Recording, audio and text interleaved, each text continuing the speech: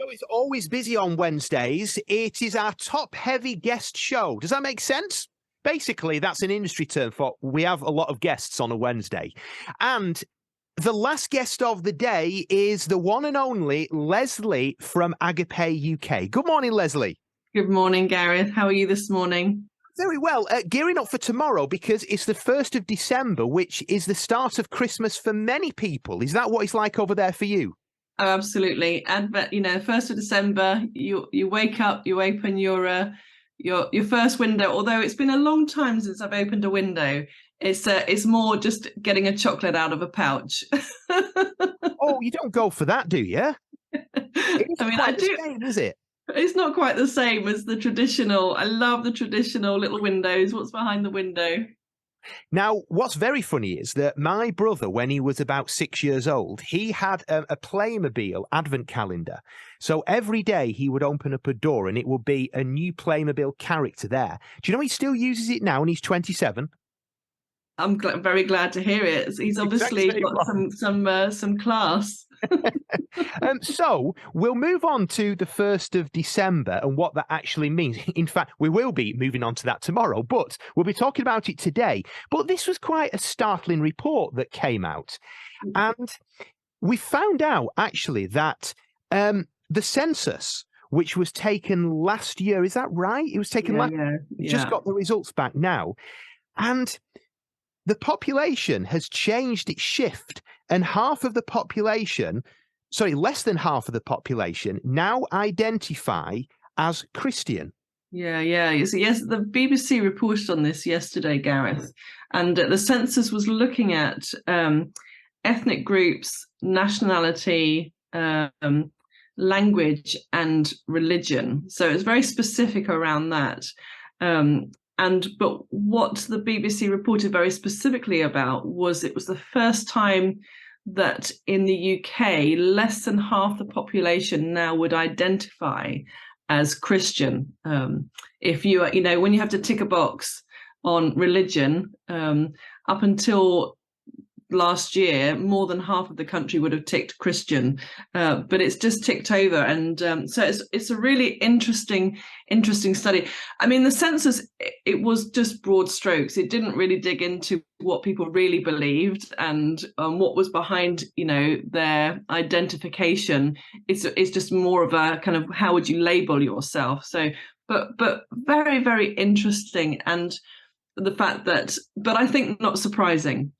I don't think it's surprising that fewer than half the country would label themselves a Christian, because I think it's far less than that would describe themselves further as a follower of Jesus, which is really what it means to be a Christian. But it's like, actually, are you a person who has a personal relationship with Jesus? So I'm not surprised by the statistic, but it is a really significant kind of shift point for the nation. I heard an interesting comment, and you can see these two ways. So you look at the figures and think, oh, blimey, what's happening to Christianity? But also, could it be, and I've got a quote here that I read yesterday, is it because people are now realizing that Christianity is not just a cultural thing and it is an actual relationship with Jesus Christ? Because, do you know, on those medical forms, I wonder how many people just go, well, I'm not a Muslim, I'm not a Jew. I remember once going to a Christian service and I think I'm christened, therefore I'm Christian. Yeah, absolutely. Well, I grew up with that sense that I'm Christian because, I grew up in the UK, and that means I'm Christian, and I was christened as a baby. But it wasn't until I was 14 that for the first time when somebody explained to me about the heart, like what does it mean to be a Christian, and actually the fact that it's more than just a cultural identification. It's about a relationship with the Creator, a relationship with Jesus. And I remember the very first time I heard that news when I was 14, it blew my mind that not only is God real, but God is alive and wants me to be in a relationship with him. And that was possible, that I could have that. It just completely changed my whole life, Gareth. And so I do think that is a good thing, that actually in many respects, people understanding more what does it mean to be a Christian, because you can have this label without actually having a relationship with Jesus. You're missing out on the most amazing thing by, not having that sort of understanding that you can have a personal relationship. And of course, over the Christmas period, starting tomorrow, we know that on Sunday, in fact, there's a lot of Christingle services going on, and then it's the carol services. And for me, I'm determined that this Christmas I'm going to actually, and I know it sounds very cliche, but I'm going to focus on what Christmas actually means, because you'll have been in the situation I'm in now where you've got young children, you're running around, you're worrying about, can we afford this? We've got to arrange, the food on Christmas Day, because it's always easier people coming to us than it is us going to theirs. So it can go so fast. And then you find yourself around Boxing Day just going, that's it. And I've not actually spent much time at all in the true meaning of Christmas. So I'm determined, me and Sam are determined this year that we're going to actually not be as busy as we usually are and just enjoy this time together and remember what it's all about. And for Agapé UK, of course, they're all about helping people with those conversations about Jesus and bringing people to faith. So you've launched a free resource. Tell us about this. Yeah, so off the back of even talking about the fact that, for people to understand what does it mean to be a Christian, when you use that label, what does it mean to be a Christian? And that, it's an opportunity for a great conversation, but even more so as you enter Advent, it's Christmas. What's Christmas about? People are singing Christmas carols. It's a great opportunity to talk about what Christmas is actually all about. So we've produced for the 24 days running up to Christmas, one for each day, a question to just help you have kind of prompt a conversation about, and some of them are kind of like, they're just very fun questions. Some of them are a little bit deeper, but just kind of conversation starters to talk about life, the meaning of Christmas, God, and really sort of have those great with your neighbors or your colleagues.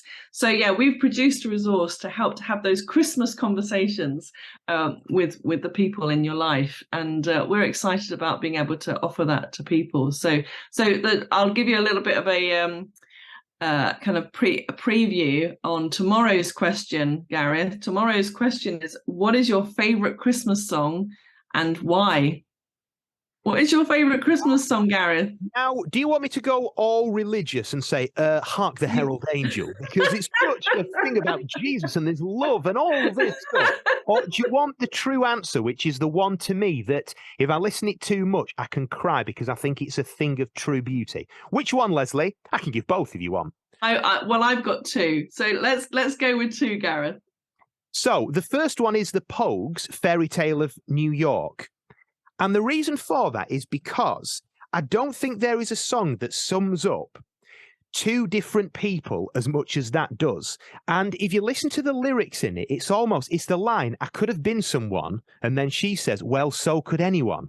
Yeah. And there's just something about it. And I think the problem is that the radio has hammered that song so much that now it's become a bit naff. And it's a thing of, bring out the Pogues again. But literally, when you listen to it, it's a story all about a person who's clearly struggling.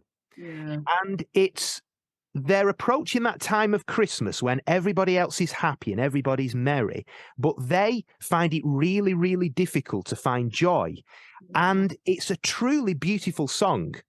And that's such a good choice, Gareth, because I do think that Christmas is not neutral, is it? It's either happiest time or the sometimes the saddest or hardest time. So I think actually that is a really powerful kind of thing to talk about, because we can have this high expectation running up to Christmas that it's got to be so good and so happy, and there's a lot of pressure on the happiness that for a lot of people it just ramps up their feelings of isolation or loneliness or sadness or joylessness. So I think that's a good song. It's also my husband's favorite song. So that's my first choice. Don't think you'll be escaping it. What's yours, Lesley? So my first choice is it's not as deep as yours, Gareth. Okay. What is it? Prodigy Firestarter? I love it. It's Driving Home for Christmas, Chris Rea. It's right, just a classic. Absolutely. It's a great song.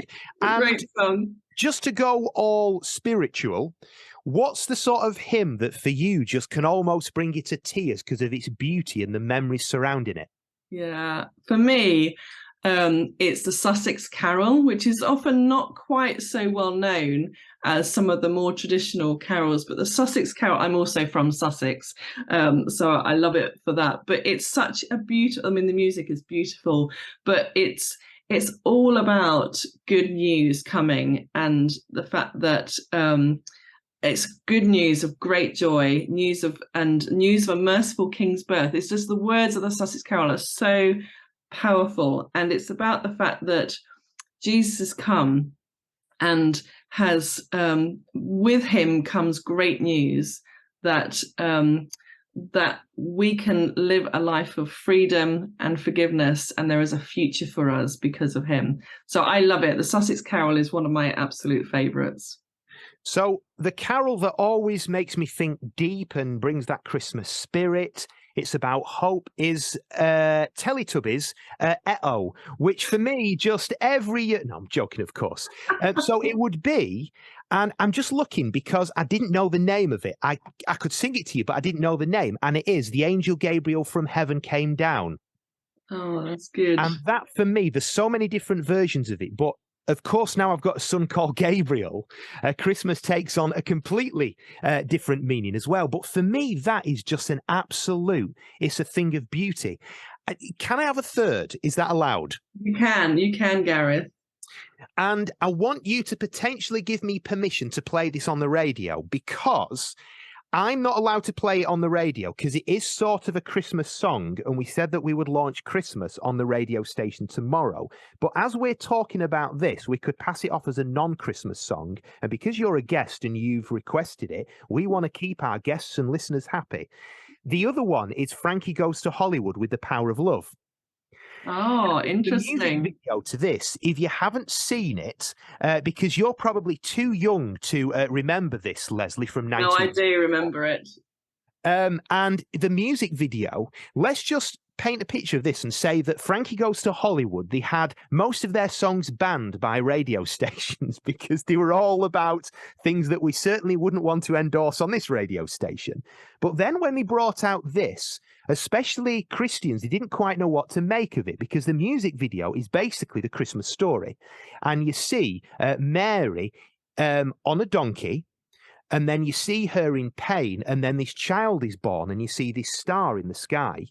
Now, imagine in 1984, with everything that Frankie Goes to Hollywood stood for at the time, bringing out a song like this, it was absolutely revolutionary, and it's such a beautiful song. Shall I play it or not?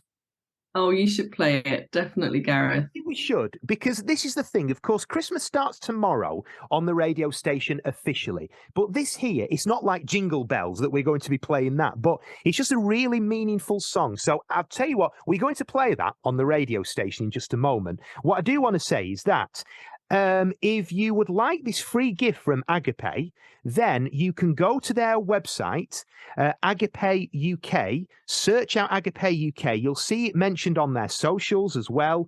Or you can simply send an email and they can send it out to you and get your details. Now, the email address is nd@agape.org.uk. So nd@agape.org.uk.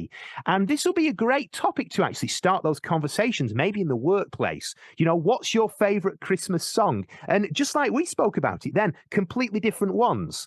Completely. Yeah. We've got Driving Home for Christmas. We've got The Power of Love. We've got all this kind of stuff. And every day there'll be a different question to spark those conversations and to make us think a bit deeper about stuff. So go to the website, which is agape.org.uk, or you can simply send an email to nd@agape.org.uk.